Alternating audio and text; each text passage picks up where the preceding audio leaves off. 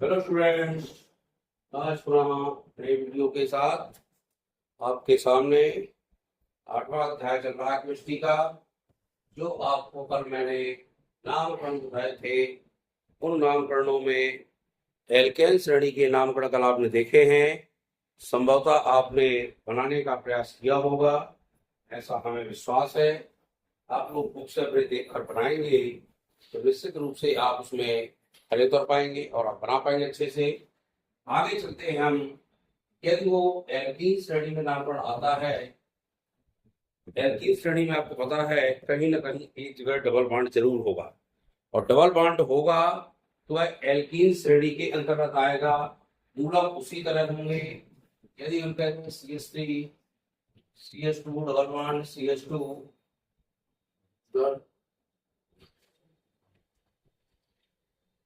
CH double bond CH2 CH CH3 CH2 और CH3। अब आप देख रहे हैं डबल बॉन्ड लगा है। डबल बॉन्ड का मतलब है हर कार्बन की गिनती करना जरूरी है। जैसे इस कार्बन है 3 एक 4 है, इसमें 2 3 और ये 4 है।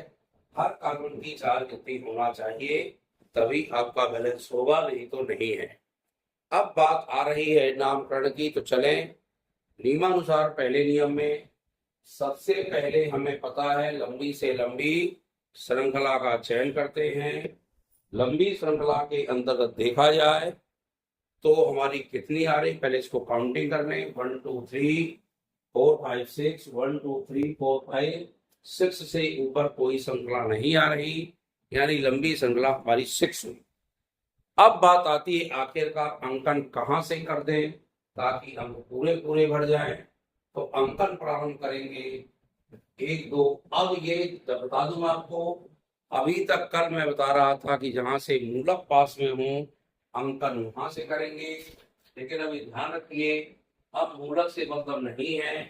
अब जहां से क्रियात्मक समूह पास में आएगा, यह हमारी एल्केन श्रेणी पास में आएगी, अंकन वहीं से प्रारंभ करेंगे। एल्कीन श्रेणी देख ले कहाँ पर पास में, 1 2 2 में लगी है।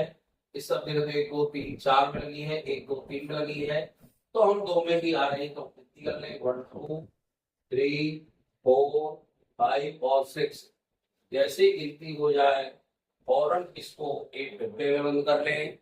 ये नियम बताया था मैंने आपको कि जैसे ही अंकन पूरा होता है अंक को पूरे एक पटरी की सहायता से उसका चौकोर डिब्बा बना दें ताकि हम मूलक अलग दिखने लगे। अब आप देख रहे हैं 4 नंबर के ऊपर CH3 लगा है, अर्थात ये मैथिल मूलक लगा है। मैथिल मूलक लगा है इसलिए 4 पे हमें लिखना पड़ेगा मैथिल। 4 के बाद हमने बताया था अंक के बाद हमेशा डैश लगाते हैं, तो हमने यहाँ डैश लगा दिया। जैसे ही डैश लग गया तो मूलक का नाम लिखना पड़ता है, हमने मूलक का नाम लिख दिया, तो 4 में हो गया मैथिल। अब हमें पता है 6 तक जब संख्या चलती है तो 6 में हेक्स बनता है। क्या बनता है, अभी हेक्स से नहीं लिखना, ध्यान रखिए, हेक्स बनता है 6 में। अब चूंकि ये डबल बॉन्ड वाला है, सिंगल बॉन्ड का तो है नहीं, 3 श्रृंखला लगी है, तो हेक्स के बाद जिस नंबर पे ईन लगी है उसको लिखेंगे नंबर 2, और डैश के बाद यहाँ लिखेंगे ईन। या आपको नहीं है तो ऐसा भी जैसे ऐसे लिखते थे ना, यहाँ लिख सकते हैं 2 हेक्सीन, क्योंकि 2 नंबर पे हेक्सीन लगी है, ईन लगी है 2 नंबर पे, इसलिए 2 हेक्सीन कर दो, और चाहे आप हेक्स 2 इन कर दीजिए, ज्यादा बेटर है ताकि आपको क्लियर रहे हमने इसमें ईन लगाया है। इस तरह से हमें यदि डबल बॉन्ड आता है तो इनके नामकरण करना है। नामकरण 4 नंबर की बता दो परीक्षा में अवश्य आते हैं, यदि अंक आना ही आना है, और क्वार्टरली में भी आपके नामकरण वाला 8वां पाठ आना है। इसलिए मैंने कहा इसको जल्दी से बता दूं ताकि आपसे कुछ बन जाए। आगे चले, CH2 डबल बॉन्ड CH2, मान ली इतना ही आ गया, आगे नहीं दिया उसने लंबी श्रृंखला, तो श्रृंखला आपकी छोटी सी है, काउंटिंग करें 1 2, और चाहे 1 2 चाहे जिस तरफ से कर लें बराबर आ रहा है। एक नंबर पे ही हमारा इन लगा है, तो हम काउंटिंग कर रहे हैं 1 2 और इसको डिब्बे में बंद कर दें। अब चूंकि इसमें मूलक तो कहीं दिख रहा है आपको, मुझे तो नहीं दिख रहा, इसमें मूलक नहीं है, तो जिस तरफ से चलते हैं इन वही माना जाता है। ये क्या बनेगा, एथ 1 इन, या लिख सकते हो 1 एथीन, और 1 लिखो चाहे ना लिखो माना ही जाता है, तो एथीन भी लिख सकते हैं तो भी चलेगा। 1 की गिनती मानी ही जाती है, आप उसको काउंटिंग में लिखिए और चाहे ना लिखिए, एक माना ही जाता है। 1 में लगा है इन, तो हमने यहां लिख दिया एथ 1 इन। लिखकर किसी को आगे चले, CH double bond CH2 2 4 2 1 3 1 4 CH CH3 CH2 CH CH3 CH3। अब देखिए, हमें काउंटिंग वहीं से प्रारंभ करना है लंबी श्रृंखला देखकर जहां से हमारा इन यानी क्रियात्मक समूह पास में लगा है। यह भी एक क्रियात्मक समूह ही है। काउंटिंग करें, गिनती पहले कर रहे लंबी श्रृंखला, तो 1 2 3 4 5 6 1 2 3 4 5 6 1 2 3 4 5 6, अर्थात तो 6 आ रही है, लेकिन काउंटिंग वहीं से करना है जहां से डबल बॉन्ड हमारा सबसे नजदीक होगा। इसको गिनती कर लें 1 2 3 4 5 और इसे चलिए कर दो 6, एक ही है, और इसको उठा के हमने देखिए डिब्बे में बंद कर दिया। इसलिए करते हैं ताकि हमें मूलक बिल्कुल अलग दिखने लगे। अब मूलक हमारे मेथिल लगे हैं ना इसमें, और 2 लगे हैं, दोनों मेथिल हैं, तो 2 मेथिल हैं तो दोनों को नंबर लिखेंगे। कौन कौन नंबर पे लगे हैं, एक तो लगा 3 नंबर पे, एक लगा 5 नंबर पे, दोनों एक से हैं, तो 3 लिखोगे, कामा लगाओगे, 5 लगाओगे। 3 में कामा जरूर लगे, अंकों के बीच कामा नहीं लगेगा तो संख्या गलत हो जाएगी। 35 नहीं पढ़ेंगे, 35 डैश लगेगा, क्योंकि 2 एक से मूलक है, तो 1 से के लिए 2 के लिए डाई लगाते हैं। क्या लगाते हैं, डाई, इसका नाम बनेगा डाई मेथिल। क्या बनेगा, डाई मेथिल। 6 में क्या बनता है, एक्स, 1 में लगा है इन, यहाँ लिख दो हेक्स 1 इन, या डायरेक्ट लिख सकते हो हेक्सीन। हमने कहा ना 1 की गिनती लिखो तो ठीक है और ना लिखो तो भी ठीक है, इसलिए हेक्सीन भी लिख दोगे तो भी पूर्ण रूप से सही माना जाएगा। इस तरह से हमें काउंटिंग करना है और काउंटिंग करके नामकरण बनाना है एल्कीन श्रृंखला। अब हम फिर चलते हैं CH3 C2H5 CH C2H5 CH CH3 double bond CH2।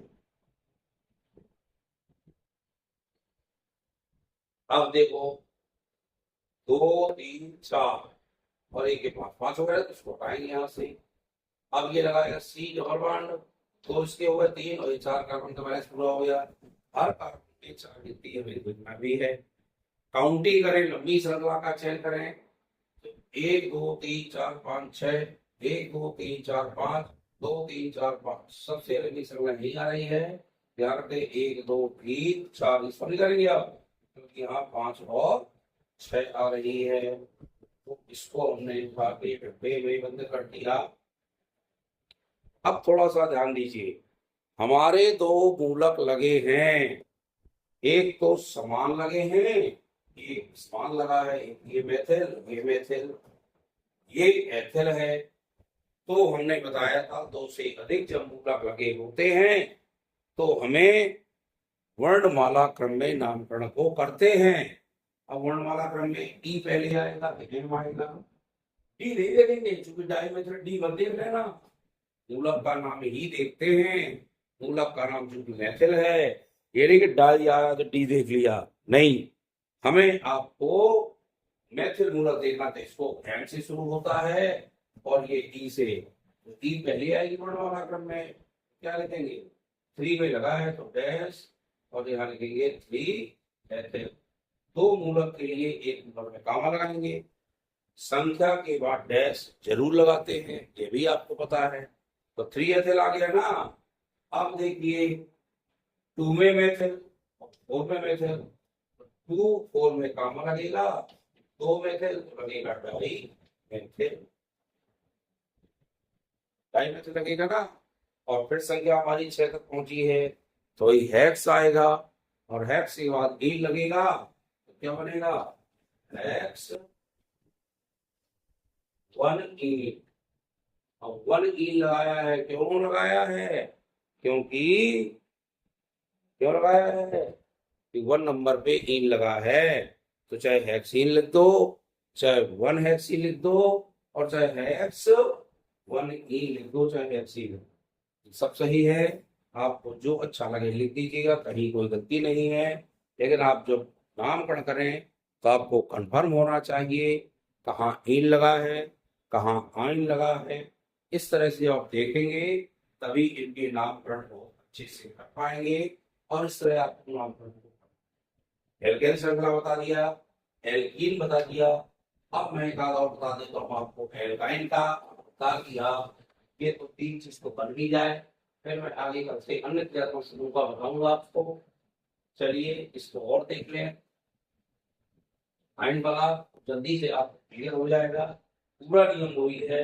Ion में सिर्फ आपको क्या करना है, जहां मैंने इन लिखा था वहीं पे आयन लिखना है, बाकी पूरा नियम जो बात लगाना है वैसे कर दिया गया। CH3 CH CH2 CH CH3 triple bond और CH।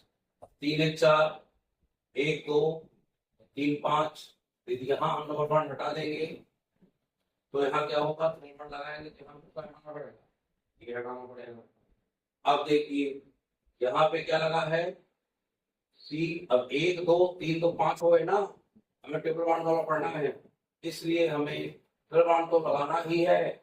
और ये हम CH3 यहाँ हटा के यहाँ लगा देते हैं, कोई दिक्कत। और ट्रिपल बॉन्ड अब देखिए 3 1 4 3 1 4 और 1 2 3 4 और 3 1 4, हर तरफ से कार्बन की गिनती हमारी 4 है। एक तो ये लिख दिया, एक और लिख देता हूं मैं, CH ट्रिपल बॉन्ड CH।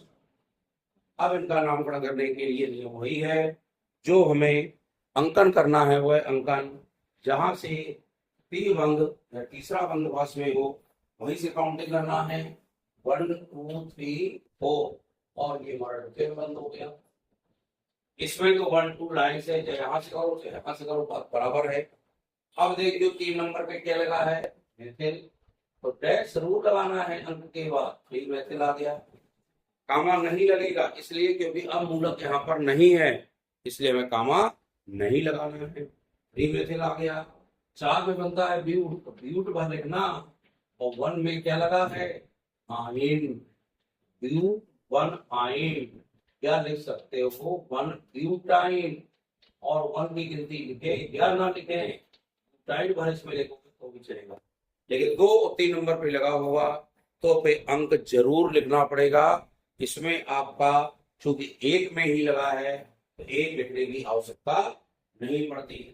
इसमें क्या होगा, 2 में एच बनता है 1, एच में 1, और यहाँ हो जाएगा पानी, मात्रा नहीं लगाना, क्या लिखेंगे 1 एथाइन, या सिर्फ लिखेंगे एथाइन, क्योंकि 1 की गिनती लिखें या ना लिखें वो सही ही है। तो ये एथाइन बनेगा, एथ 1 आइन बनेगा। क्यों बनेगा, क्योंकि ट्रिपल बॉन्ड की गिनती यहाँ से पास में थी, हमने अंकन वहीं से प्रारंभ किया है, और इस तरह से आपने इसको नामकरण करते हैं।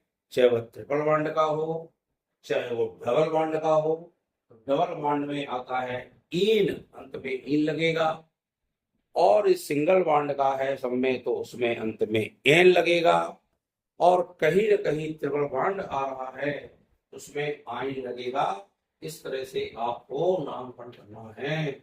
CH3 CH2 CH triple bond और C, 3 1 4 3 1 4 1 5, ये लिखिए। अब काउंटिंग करने ऐसे करेंगे 1 2 3 4, 4 में क्या होगा ब्यूट, 1 में लगा है आइन, इसमें मूलक है नहीं, क्या बनेगा ब्यूट 1 आइन। क्या क्या लिखोगे 1 ब्यूटाइन, क्या क्या लिखोगे सिर्फ ब्यूटाइन, तो भी ये चलेगा। पूर्ण रूप से इस प्रकार से आपको इनके नामकरण करना है। और सिंगल डबल बॉन्ड और डबल बॉन्ड के आप नामकरण समझ गए हैं। इन समीकरणों को आप देखिए और कैसे आपको ये श्रृंखला बना करके नामकरण करना है ये आपने देखा। और इस तरह से वीडियो अच्छा लगे तो आप लाइक शेयर जरूर किया करिए और इसको उतारना करें, काफी में नोटबुक में लिखें, तब इस तरह के नाम बनेंगे। जब कहीं दिक्कत हो तो मुझसे कमेंट करके पूछें, तभी आप इनको नाम कर पाएंगे। इस तरह से नए स्टूडेंट जुड़े तो चैनल को हमारे सब्सक्राइब करें और उनको देखते जाएं। बहुत बहुत धन्यवाद।